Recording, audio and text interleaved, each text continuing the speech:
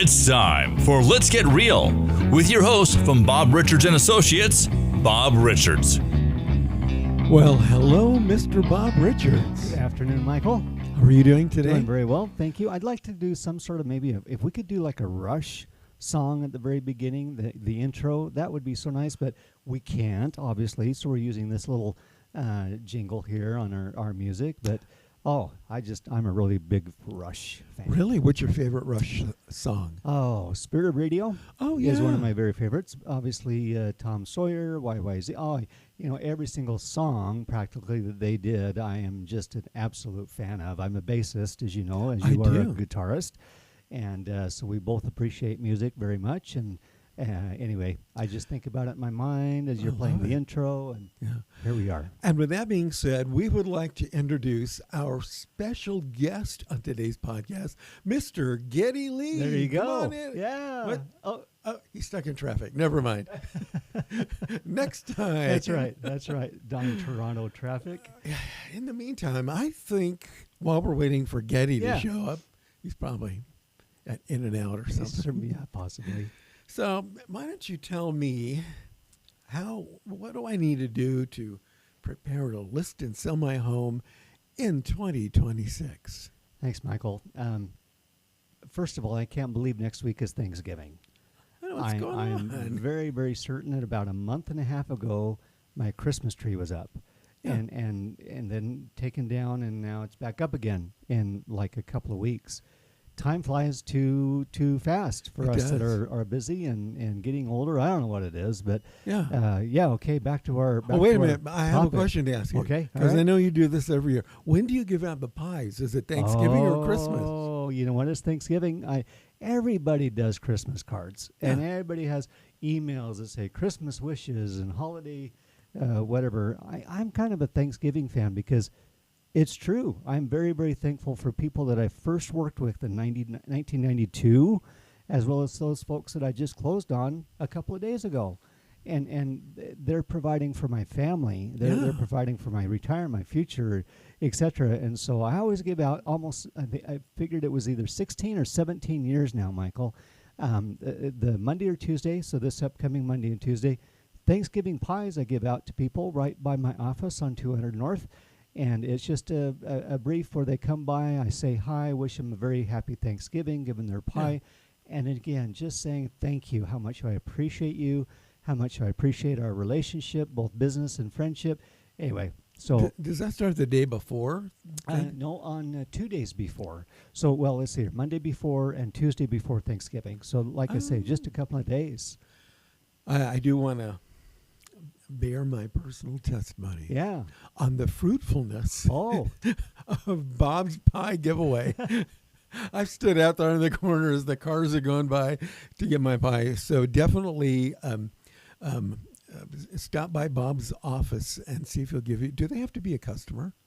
Well, you know what? Typically do, but we are so blessed, you and I, and so many others with freedom and with relationship with God or higher power, and there's just so many, our health, our strength, our family, kids, come on by. We may not know each other, but let's get to know each other. Shake our hands, and let's get a chance to say hello and welcome you to stop by. Yeah. We'll never have a line as long as In-N-Out. No, well, we've gotten close. I've seen some pretty long lines there.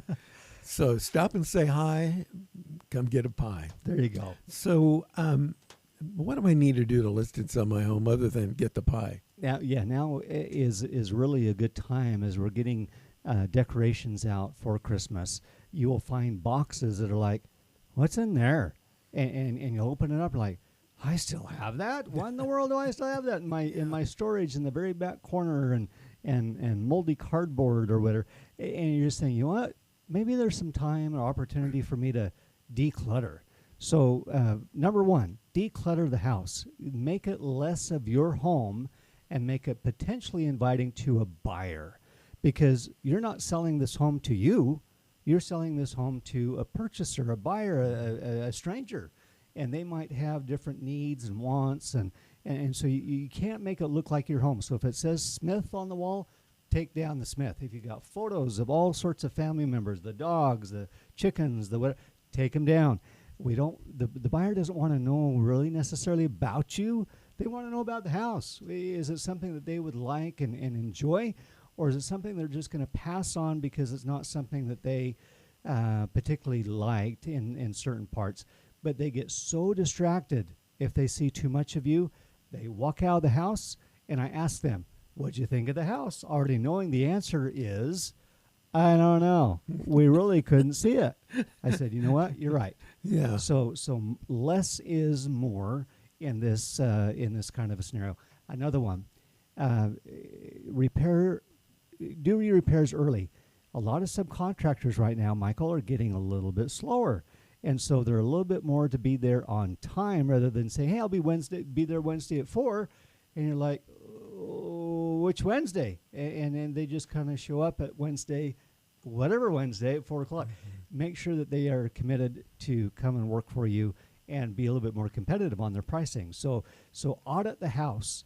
Look for opportunities. I call them improvement opportunities. Look for improvement opportunities that may allow you to increase the value of your house. Now, I've got a client right now that says, I want to take out the tile. I want to take the carpet out. I want to put in this nice shiny tile all throughout the house. I'm like, don't do it. It's kind of earmarked for more of an empty nester, 55. Yeah. And they'll slip and fall, and they'll break a hip, and they'll be so disappointed with the house because of the flooring. So do what maybe I could offer or say, and leave alone things that you want to do that give no value and may actually be a negative to a buyer than a positive. Yeah, that's a really big thing. I've seen a lot of people thinking that they're improving their home and adding value to the home, and it's a complete waste of money and time because the improvements that they think are adding value are simply not. In fact, they may be detracting. I think you and I both seen people like, I'm going to increase the value of my property, so I'm going to put in a pool. It's like, are you crazy? Oh, no kidding. So much for that increase. Yeah.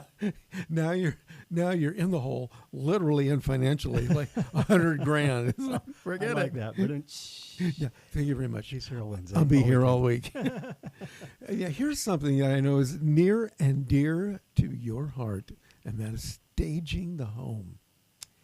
It is. Michael and many people know, but not all. I own a staging company called Exit Stage Right. Not stage left or stage wrong. We want to stage it right. And so I have my own storage facility with staging furniture that I offer to my clients who are ready to sell their home and say, hey, now that we've got it depersonalized and decluttered, why don't we stage it to where it's something that is a wow moment. I call it pop and sizzle. It's pop and sizzle time, folks. We want something when they walk into the home, they're like, wow, this is really nice. This looks nice. It smells nice. It feels nice. It just is, my gosh, look at all the room that we've got here. Look at the beautiful colors. And they're getting emotionally involved into the purchase of the house. You're like, hey, that's a longer period of time for them to stay in the house. Yes. Can they sit down on some? Yes. If I go into a home that's vacant, Michael, guess what my clients have a tough time doing?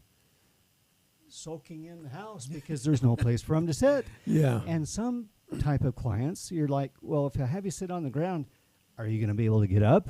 Or do you need to have the hand? Do we need to call the ambulance? But the sitting down part is like, hey, honey, what do you think? Well, I like this about the house, honey. What else do you like? I like this about the house, honey. And there's just that give and take and that back and forth that's really important. And again, as a seller, the longer they stay in the house, the more likely they are going to buy the house, and they'll be willing to pay more money for it. That's the home run about all of this. Yeah. It's not, well, we're gonna charge you for it, and then you're gonna lose money because we charged you for it. No. Number one, I don't charge for staging. So you're getting $3,500 to $5,000 worth of work done on your house by staging it than by not staging it. Yeah. And then in addition to that, you're getting between 2.5% and 4% more to your bottom line. So we're talking a 10% net, roughly, positive net proceeds than what you would have with somebody that just doesn't stage it and just it's hollow, it's empty, it's cold, it's not very inviting.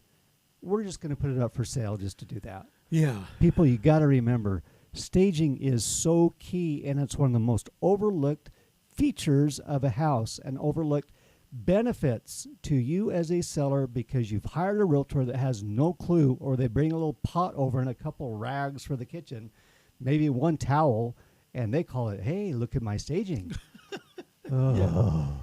But now I'm going to slip into TV announcer commercial. Okay. You guys ready? Here it goes. But wait, there's more. Oh. Bob, isn't it true that with your exit stage right, if someone likes the furniture they've seen in the stage home, they can actually buy it and keep it? Isn't that true? Ding, ding. Oh Yes, it is, sir. gosh. Yes, it is. And that's but yeah, there's more. I'm not tied to a couch. I'm not tied to a lamp. I'm not tied to an end table or kitchen towels. Those things are available. If that's what seals the deal and you're like, I really want this, but I want that furniture set in the family, great. Let's put something together. If it's something that their offer price is close to asking price, you know what, I'll throw it in. I don't represent the furniture. It's mine. But it's not something that is like having to have a home inspection done on it. It's furniture. And so I'll offer you a fair deal, or maybe just throw it in. That's good. That's Yeah. good. What about some high quality visuals, some marketing? Who's going to do that? Am I going to do that? One of the You're most gonna- embarrassing things that I see, Michael, is I see where agents print out the MLS listing and they call that a flyer. And they'll give that to the seller of their hundreds and hundreds and hundreds of thousands of dollars of home and say, oh, here's my flyer. What do you think? You're like, I don't. I think it's pretty ugly. And it is. It's just full of data, Yeah. one photo, maybe a photo of the agent, and just da-da-da-da-da-da-da-da. It has nothing to bring any warmth or interest or excitement or enticement to the buyer. And I'm very embarrassed when I tell people, you know what? I won't tell them that their agent sucks, but in my mind I'm saying your agent sucks. They're not willing to do what it takes to really sell a home. And those iPhone photos, yeah, don't do it for anybody. Yeah, I think some people and even realtors forget that to sell anything, to sell a home, there's marketing involved, and you just don't print out some junky flyer and go, here you go. Yeah, and here's my sign. Here's my sign.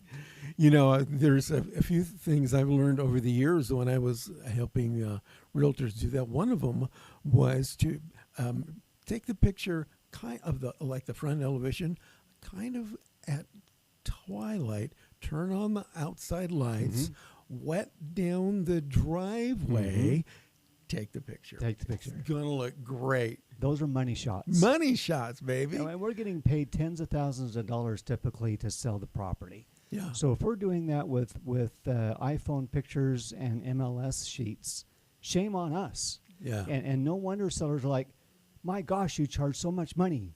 And all you do is you put up a sign and put a flyer together. It's in my MLS listing. I'm paying you $17,400 and then another $17,400 to the other agent. Oh, my gosh, I should be getting more for that. Yeah, you should. Yeah, they should. You deserve it and frankly, require it. And that's why people remember to call Bob Richards and Associates, because he knows how to market and sell your home for top dollar. do. So before we get Yeah. into the listing, before we do that, let's talk a little bit about some market research and timing and all that kind of stuff. Sure. Thank you. Very valid. Let's just give an easy example, Michael. Sun River. People that buy in Sun River, it's a 55 and older community, a lot of second homes, a lot of part-time homes, a lot of getaway homes. You don't advertise those for sale in June and July and August, because guess where they are? They're at their full-time residence in the mountains, on the golf course in Park City, in Driggs, Idaho, or Bozeman, Montana. And it's 110 here, and it's a nice, comfortable 80 where they're at. So you don't list a home of that nature during the summer months. It's a waste of time, and your days on market, click and click and click over every day. So by the time the people are down here to look at homes in October, November, it now is shop worn. You're 90, 100 days, 120 days on market, and guess how many showings that they had in 3 or 4 months? 5, 6, rather than 5 to 6 every other week.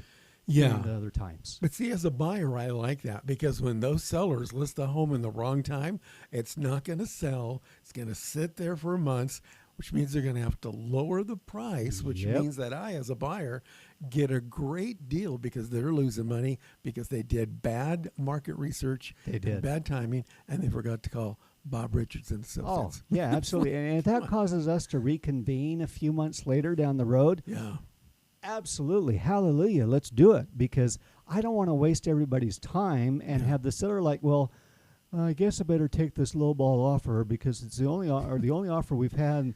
We've only had just a few showings.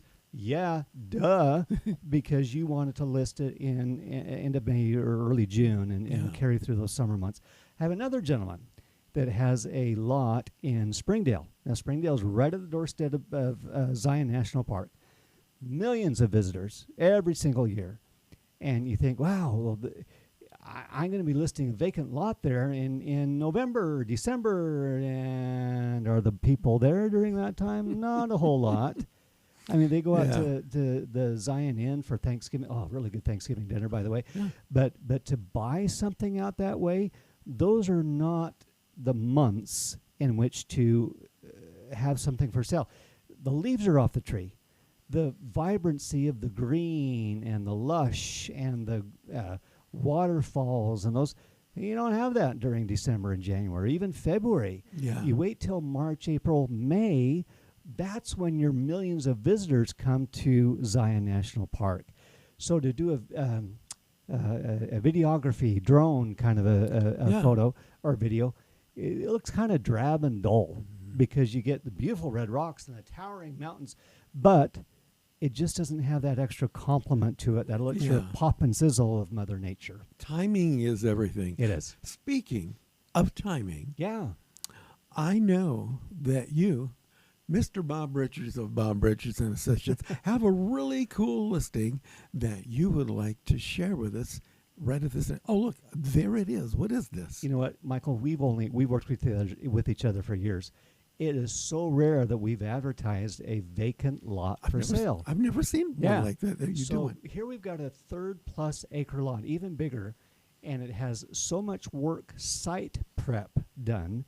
You see all the boulders all around there. You got the driveway on your right-hand side, and a lot of the pad is prepared already for basically you could come in with your approved plan, pretty much start tomorrow. You got to get a building permit and a few other things, so I say that a little bit facetiously. But here's a lot that, as we look at these next couple photos, you're going to be like, what? That's kind of my view? Oh. No, it's not kind of your view. It is your exclusive view. There is nobody that can build down below this lot to impede on that view. So you're looking at Pine Valley Mountain, the Sugarloaf of Dixie, and you've got the downtown area with the big white spacious building. Yeah. And then you have just more and more and more view as we look to the left of this lot. It takes you on out to Ivans. What you see in the distance out there is out in Kayenta. You see in Red Mountain. And then the mesa directly on your right used to be where the old airport was. Oh. Where we kind of, everybody put down their feet so that they could stop the plane like the Flintstones or whatever. Yes. Not Larry. Not seriously. We love to joke, you and I. And then go on to the next photo, and then we see again towards the east of this, takes you on out towards Hurricane, and you see Zion in the very far distance, even seeing areas of Zion that are more to the right of this photo. What I'm trying to say here, Michael, is that this is an unobstructed view lot available in St. George that is large, can provide a large home, even room for a pool, 3 or 4 car garage, 1 or 2 story, whatever you'd like to do that way. Yeah, it has some CC&R, so you don't put a double wide mobile home up there. Yeah. But it is something that you can have a very nice custom home built on that particular lot. Price. Okay, so this is a really good price on this house. $350,000 You mean a lot? for a view. Oh, for the view, yeah. I mean, that's a lot for the lot. Yeah. But what you get as a return for it is this massive view that you'll never lose. How can you miss out on that? And so many people are like, I want a view. I got to have a view. I need a view. You take them out to Little Valley, and it's like, okay, well, this used to be cornfield. This used to be alfalfa. This used to be hay. So it's all flat. And you're looking from one house into the other, the backyard into the other backyard, the upstairs mirrors or windows to the other ones there. Anyway, I'm just trying to say that this is one ideal view lot for somebody that is just a hidden gem. We've had it on the market for a whopping 2 weeks. Wow. We've had a lot of interest in it. Like to see somebody who wants a view to be able to take this lot down. It's in an area, we call it Southgate. So is the lot big enough to build like a 4-bedroom home or like a 3 and 2 with a casita? Or absolutely, you could do that. Oh, and more. So if somebody had like a family member that they just needed some extra living space, like for their grandma or something like that, that would be really great. Did I ever tell you about my grandma, Bob? No. When my grandma turned, that's when I saw that lot, I was thinking about her. So when my grandma turned 62, she started walking 5 miles a day. Wow. She's now 90. We have no idea where she is. Oh, again, he's here all week, folks. Please enjoy the veal and the prime rib. You always come up with some great humor. I love it. Bob, you are my best audience. I can hear people clicking the channel right now. Oh my God, they're at it again. Yes, we are. Jeez, these people are Life's crazy. too short. You got to smile. You got to laugh. Exactly right. Yep. So how can I strategically choose an agent? Well, you don't need to choose an agent strategically. He's sitting right here. You just need to call Bob, man. So we're going to bypass that one because you're the only agent they need to know about. That's exactly right. So what about my finances and tax planning and all that kind of stuff? Yeah, talk to your accountant for stuff like that. Talk to an engineer. Talk to a builder. Talk to an architect for all those other things. I'll help facilitate those with you, handhold you from the first shovel turn to when the keys are given and you're ready to move in. Yeah.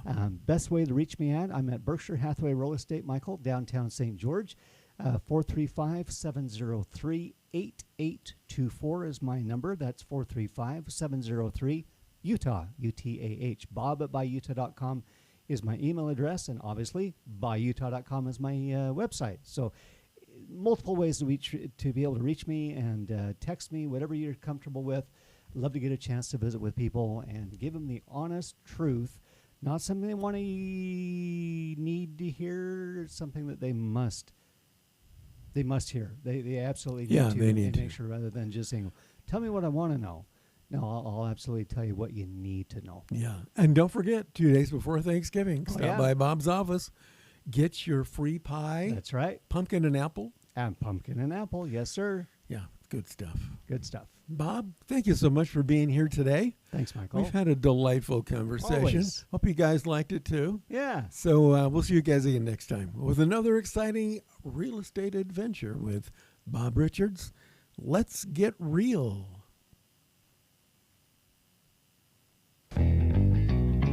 This has been Let's Get Real with Bob Richards from Bob Richards and Associates. For more information, buyutah.com. We invite you to return again for another edition of Let's Get Real with Bob Richards from Bob Richards and Associates.